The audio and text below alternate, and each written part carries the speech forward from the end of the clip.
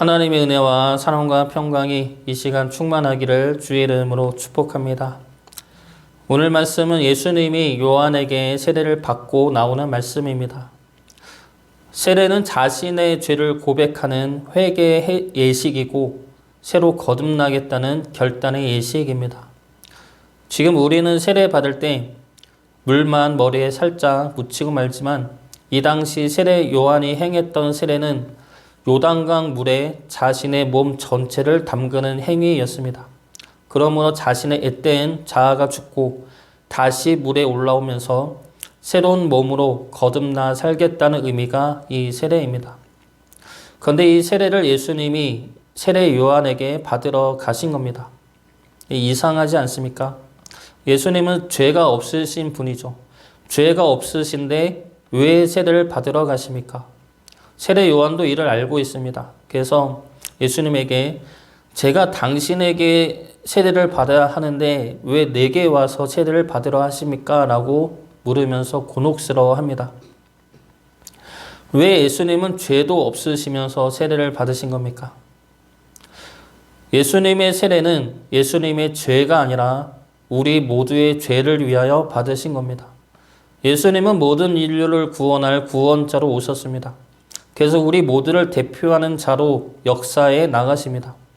예수님의 십자가만 우리 죄에 대한 죽음이 아니죠. 예수님은 세례를 받으실 때부터 우리 모두를 대표하는 사역을 해 나가십니다. 15절 말씀 보겠습니다. 예수께서 대답하여 이르시되 이제 허락하라. 우리가 이와 같이 하여 모든 의를 이루는 것이 합당하니라 하시니 이에 요한이 허락하는지라. 주님은 자신이 세례를 받는 것에 대하여 모든 의를 이루는 것이라 말씀하십니다. 모든 의는 모두를 의롭게 하는 것이죠. 모두의 죄를 사하심으로 의로운 자로 거듭나게 하시는 것이 모든 의를 이루는 것입니다. 그래서 예수님은 우리 모두를 의롭게 하기 위해 우리의 모든 죄를 지고 고백하며 죄 사함을 구하는 세례를 받으신 겁니다. 그러나 예수님의 이 세례 사건은 우리를 대표해서 죄 사함을 받았다는 것만을 의미하지 않습니다. 오늘 말씀에는 예수님과 성령님과 하나님이 나오죠. 그리고 각자의 역할을 하십니다. 그러므로 성부, 성자, 성령이 보여주는 새 나라와 새 언약에 대한 모습을 보여주고 계십니다. 이것은 우리가 죄를 사함받는다는 것을 넘어서서 하나님이 우리를 위하여 어떠한 나라와 어떠한 계획을 가지고 있는지를 보여주고 있는 말씀입니다. 그래서 예수님의 세례는 세례 그것으로 끝나는 것이 아니라 하나님의 크신 뜻과 은혜를 여는 시작점이 되는 것이죠. 하나님은 겨우 우리 죄를 용서하시기 위해 예수님을 보내신 것이 아닙니다. 그것은 시작입니다. 하나님이 예수님을 보내신 것은 우리 죄를 용서하고 우리와의 관계를 회복하고 그래서 우리를 위해 예비해 두신 하나님의 거룩한 나라에 우리와 함께 하기 위해서입니다. 오늘 말씀을 보면은 이러한 하나님의 뜻과 은혜가 잘 나타나 있습니다. 그리고 그 새 나라에 우리를 있게 하기 위한 성부와 성자와 성령님의 각 역할도 잘 나타나 있습니다.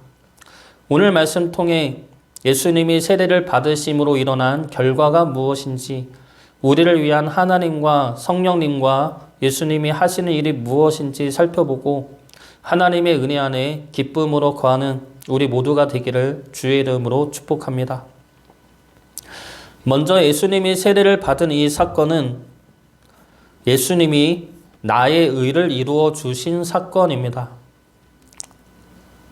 예수님이 세례를 받으신다는 것은 아까도 이야기했듯이 죄인인 우리를 대신해서 받으신 겁니다. 이것은 예수님이 죄를 사하시는 방법이 우리의 죄를 사하시는 방법이 어떠한지를 보여주는 모습이죠. 우리가 보통 누군가의 죄를 용서하려 하면 어떻게 합니까? 잘못한 사람의 자기 반성과 그리고 용서를 구할 때 우리가 넓은 아랑으로 용서를 베풀죠. 우리 자녀가 잘못을 하면은 자녀가 잘못했다는 것을 알게 하고 반성하게 하고 그 다음에야 너 잘못했지. 앞으로는 그러면 안 돼. 보통은 이런 순서입니다. 그리고 용서를 하죠. 무엇이냐면 용서를 구하는 사람과 용서를 행하는 사람이 분리되어 있다는 겁니다. 그래서 용서를 행하는 사람은 용서를 구하는 사람 밖에서 용서를 베푼다는 것이죠. 이것을 하나님에게 비춰보면 어떻습니까? 우리가 죄를 짓고 용서를 구하면 하나님은 우리의 죄의 고백을 들으시고 우리에게 용서를 행하여 주신다 생각합니다. 이것이 일반적인 방법이죠. 그런데 예수님이 세례를 받으신다는 것은 이러한 방법으로 우리를 용서하신다는 것이 아님을 보여주고 있습니다. 우리는 죄를 짓고 하나님이 밖에서 우리 죄를 용서하는 방법이 아니라 주님이 우리가 된다는 겁니다. 주님이 우리 밖에서 우리 죄를 사하시는 분이 아니라 우리 안에 들어와 죄인된 우리와 하나가 된다는 겁니다. 그러므로 주님은 우리의 죄를 사하시는 분이 아니라 우리의 죄를 들고 우리를 대신해 하나님께 죄 사함을 구하는 분이 되셨다는 겁니다. 자녀가 잘못해서 폭력을 행사하든지 절도를 한다든지 해서 경찰서에 가거나 부모가 학교에 불려가면 보통 부모들은 어떻게 합니까? 자신이 잘못했다고 말하죠. 내가 자녀 교육을 잘못해서, 내가 자녀를 제대로 가르치지 못해서 부모가 대신 잘못을 빕니다. 잘못은 자녀가 했는데 그 잘못에 대한 사과와 용서를 구하는 것은 부모가 한다는 겁니다.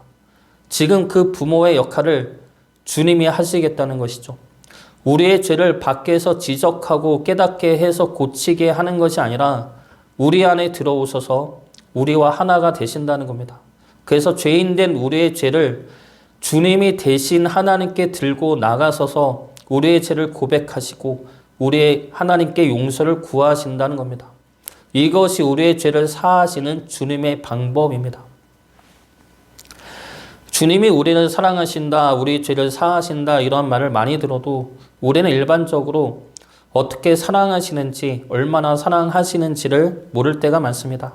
그 이유가 주님과 내가 떨어져 있다고, 분리되어 있다고 생각하기 때문입니다. 우리가 죄를 지어도 불안하거나 두려운 이유가 죄를 지은 나를 주님이 어떻게 바라보실까 모르기 때문이죠. 아무리 사랑이 많고 은혜가 많다고 하여도 내 더러운 모습을 주님이 아실 텐데 그래도 주님이 나를 사랑하실까 의심이 드는 것이죠. 내가 죄를 지으면 지을수록 그러한 의심과 불안은 더 커지게 됩니다. 이러한 생각을 하는 기본 바탕은 주님과 내가 떨어져 있다 생각하기 때문입니다. 나는 여기 있고 주님은 저기 있어서 나를 바라보고 있다 생각하는 것이죠. 그런데 주님이 우리를 대신해 세례를 받으셨다는 것은 그것이 아니라는 겁니다. 나는 여기 있고 주님은 저기 있는 것이 아니라 내 안에 주님이 들어와 계시다는 겁니다. 내 죄를 지적하고 판단하는 분이 아니라 내 안에 들어와 주님이 내가 되어 주신다는 겁니다. 그래서 주님은 우리를 평가하고 판단하는 분이 아니라 우리와 하나 되시어 우리를 어떻게든 구원하시고 생명의 길로 건져 올리시는 분이 되는 겁니다. 우리가 죄를 지으면 우리를 버릴까 용서할까 판단하는 그런 자리에 계시지 않는다는 겁니다. 우리 안에 오셨기 때문에 우리를 버리고 용서하고의 차원을 넘어서서 우리의 모든 것을 사랑하시고 우리의 모든 죄를 짊어지신다는 겁니다. 그것이 예수님의 세례 안에 나타난 우리를 의에 이르게 하는 주님의 방법이고 이 땅에 주님이 오신 이유입니다. 주님이 우리의 죄를 대신하여 우리를 의롭게 하신 그 사랑과 그 은혜를 기억하시어 우리 또한 주님을 믿고 사랑할 수 있기를 주의 이름으로 축복합니다. 두 번째로 이 예수님의 세례 사건은 성령님이 우리를 하나님의 나라로 인도하시는 사건입니다. 16절 말씀 보겠습니다. 예수께서 세례를 받으시고 곧 물에서 올라오실새 하늘이 열리고 하나님의 성령이 비둘기같이 내려 자기 위에 임하심을 보시더니 예수님이 세례를 받으시자 성령이 비둘기같이 내려오셨다 말씀하시는데 이 말씀은 예수님이 세례를 받기 전에는 성령님이 예수님에게 임하지 않았다는 것이 아닙니다. 예수님은 성령으로 잉태하신 분이죠. 그래서 예수님은 날 때부터 성령님이 함께 하셨습니다. 그러면 오늘 말씀에서 세례를 받고 나오자 성령님이 내려오셨다 말씀하신 이유가 무엇입니까? 이것은 예수님의 세례가 우리를 대표하여 받으셨듯이 성령님이 임한 것도 우리에게 임하게 될 것을 보여주는 말씀입니다. 우리의 죄가 십자가로 인해서 사함받고 성령님이 우리 안에 오실 것을 미리 예언하는 말씀이면서 그렇게 오실 것을 약속하는 말씀인 것입니다. 그런데 성령님이 어떤 모습으로 오십니까? 비둘기 같이 내린다 말씀하십니다.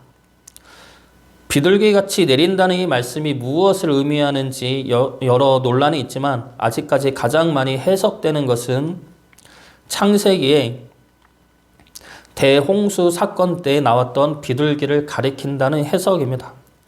하나님은 노아 시대 때의 홍수로 세상을 심판하십니다. 그리고 노아의 가족들은 방주 안에서 구원을 받게 하십니다. 그렇게 홍수가 난 지 40일이 지나자 노아는 땅의 물이 말랐는지를 알아보기 위해 새를 보내죠. 처음에는 까마귀를 내어놓고 그 다음에는 비둘기를 내어놓습니다.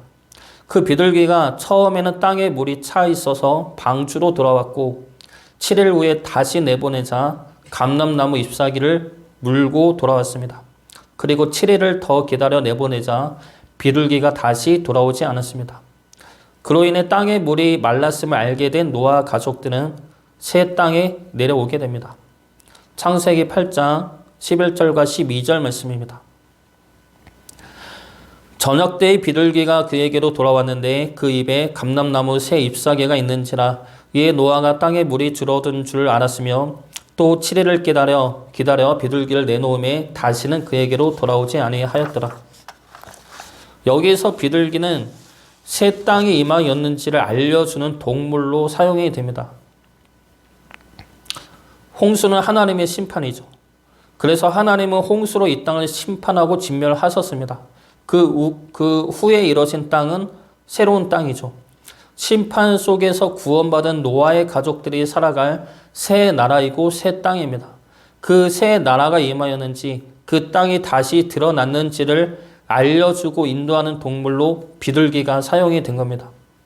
오늘 말씀에서 성령님이 비둘기같이 내렸다는 것은 이 구약의 말씀을 가리키는 말씀입니다. 그러면 성령님이 비둘기같이 내렸다는 말씀은 성령님이 구약의 비둘기 같은 역할을 하시겠다는 말씀이 되는 것이죠. 비둘기 같은 역할이 무엇입니까?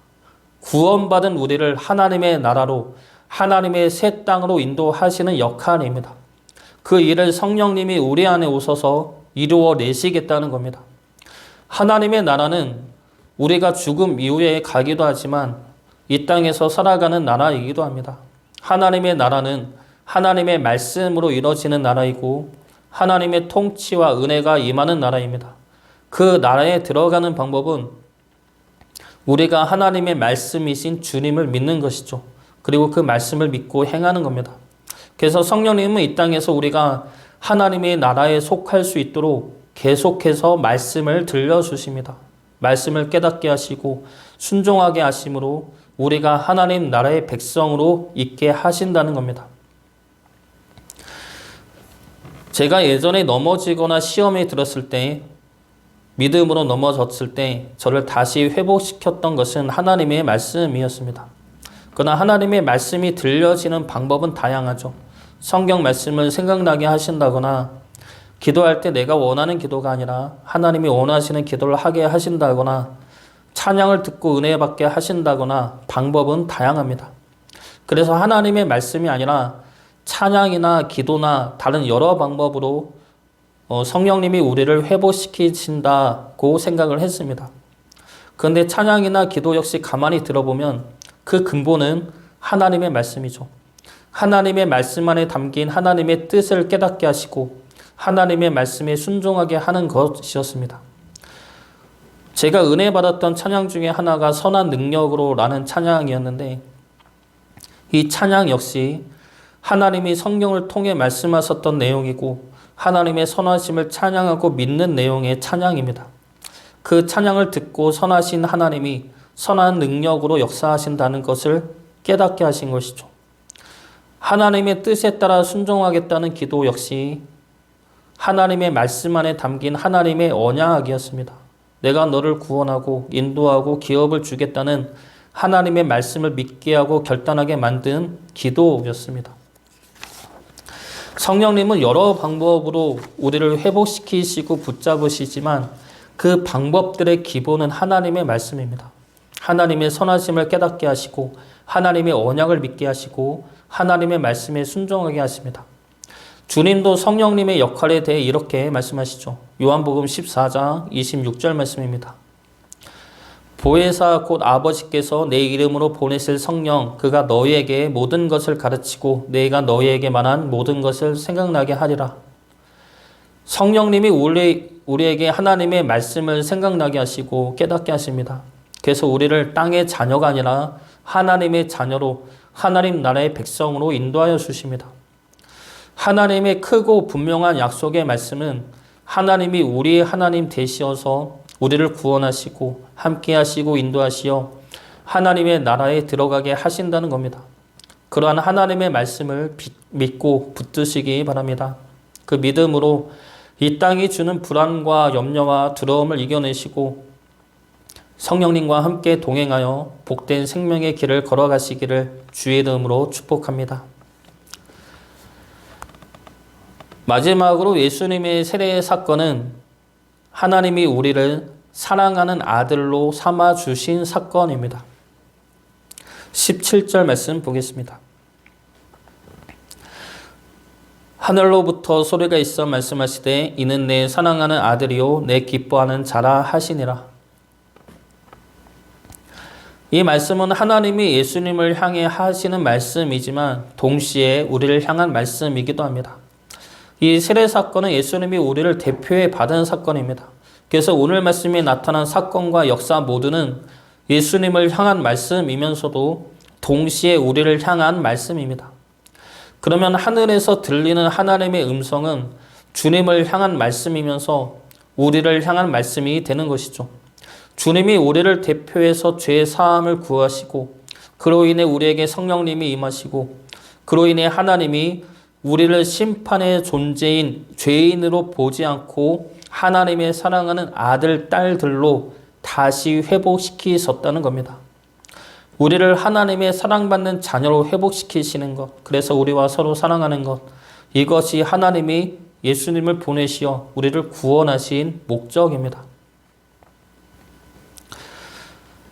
19세기에 호라시오 스페포드라는 사람이 있었습니다. 그는 변호사였고 교수였고 성공한 사업가였습니다.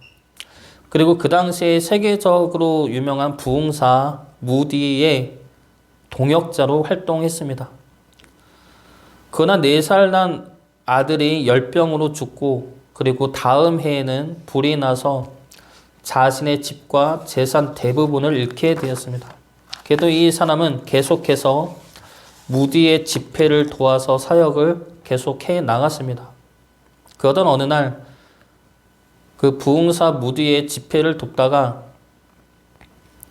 갑자기 처리할 일이 생겨서 아내와 그리고 4명의 딸이 있었는데 4딸만 먼저 배에 태워서 보냈습니다. 근데 그 배가 침몰해서 4딸은 그 자리에서 죽고 아내만 기적적으로 살아남았습니다. 그래서 스태포드는 그 사고 지점으로 가서 자기 딸들을 가져간 바다를 보다가 울부짖게 됩니다. 그리고 하나님을 원망했죠. 하나님 왜 제게 이런 고통을 주십니까? 아들을 잃고 재산을 잃어도 저는 하나님을 원망하지 않았습니다. 그런데 이제는 4명의 딸까지 데려가셨군요. 그렇게 한참을 울부짖었는데 갑자기 이해할 수 없는 평안이 찾아왔다고 합니다. 그때 그는 그 자리에서 찬양시를 쓰게 됩니다. 그 찬양이 바로 우리가 사용하는 찬송가 413장인 내 평생에 가는 길입니다. 그는 그 고통의 순간에 하나님의 평안으로 인해 하나님을 바라보았고 하나님의 사랑과 은혜를 기억해냈다고 합니다. 그래서 그 고통과 아픔으로부터 벗어날 수가 있었던 것이죠. 우리는 이분이 겪은 고통까지 이르지 않더라도 이해할 수 없는 아픔과 고통을 마주할 때가 있습니다. 하나님이 왜 사랑하는 이를 데려가시는지, 하나님이 사랑하신다면서 왜 아픔과 고통을 주시는지 이해하지 못해 더 고통스러울 때가 있습니다. 그런데 이 땅에 사는 한 그러한 고통은 우리 모두가 겪게 되는 고통입니다. 정도의 차이만 있을 뿐 이 땅에서 그러한 고통은 끊어질 수가 없습니다. 그렇기 때문에 하나님이 예수님을 보내신 것이죠. 우리가 그러한 고통에 죽음으로 인하여 아파하는 그 고통을 끊어내기 위하여 주님을 보내신 것입니다. 우리가 사랑하는 이를 잃는 것에 아파하듯이 하나님 또한 우리를 잃어버리신 것에 아파하시고 괴로워하십니다. 그래서 잃어버린 우리를 찾기 위해 떠나버린 우리를 품에 안기 위해 아들 예수님을 보내셨던 겁니다. 유튜브를 보다가 새롭게 하소서에 그 하준 파파라고 불리는 분이 나와서 간증하는 영상을 잠깐 봤습니다. 이분이 둘째 아들을 낳았는데 그 아들이 5개월 만에 심장마비로 죽었다고 합니다. 그때 이분이 너무 고통스러워하다가 새벽에 방을 나와서 멍하니 앉아있다가 하나님을 원망했다고 합니다. 하나님 장난하시냐고, 어떻게 이럴 수 있냐고. 그런데 그때 하나님이 그분에게 이런 말씀을 주셨답니다. 내가 너의 아픔을 안다. 자식을 먼저 보내는 아픔을 내가 안다 라고 말씀하시더라는 겁니다. 그 음성을 듣고 하나님이 예수님을 보내시고 십자가에 달려 돌아가게 하신 것이 얼마나 큰 사랑인지를 깨닫게 되어졌다는 겁니다. 그 전에는 신이니까 그러겠지라고 생각을 했는데 내가 아들 잃은 아픔과 고통이 어떤지를 아니까 하나님이 나를 위해 예수님을 보내신 그 사랑이 얼마나 큰지, 그 사랑이 얼마나 감당할 수 없을 만큼의 사랑인지를 알았다는 겁니다. 하나님은 우리를 사랑하시죠. 너무나 사랑하십니다. 사랑하는 이를 잃은 아픔과 고통을 우리가 안다면 하나님이 우리를 잃었을 때 얼마나 아파하셨는지 알 수가 있을 것입니다. 그리고 그 아픔과 고통을 하나님은 예수님을 십자가에 매다심으로 다시 한번 겪어내십니다.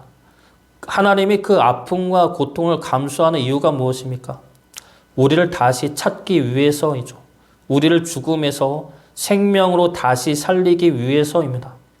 사랑하는 아들을 보내면서까지 우리를 살리고 찾으려 하시는 그 아버지의 마음이 우리를 향한 하나님의 마음입니다.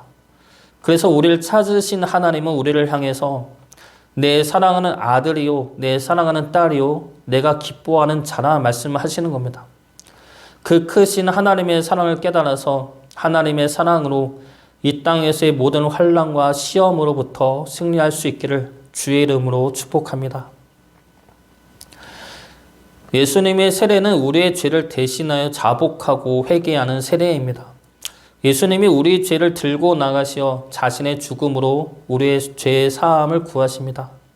성령님은 죄 사함 받은 우리에게 오셔서 말씀으로 우리를 하나님의 나라로 인도하십니다. 그리고 하나님은 그런 우리를 사랑하는 아들과 사랑하는 딸로 받아주시고 우리로 말미암아 기뻐하십니다. 스바냐 3장 17절 말씀입니다. 너의 하나님 여호와가 너의 가운데에 계시니 그는 구원을 베푸실 전능자이시라. 그가 너로 말미암아 기쁨을 이기지 못하시며 너를 잠잠히 사랑하시며 너로 말미암아 즐거이 부르며 기뻐하시리라 하리라.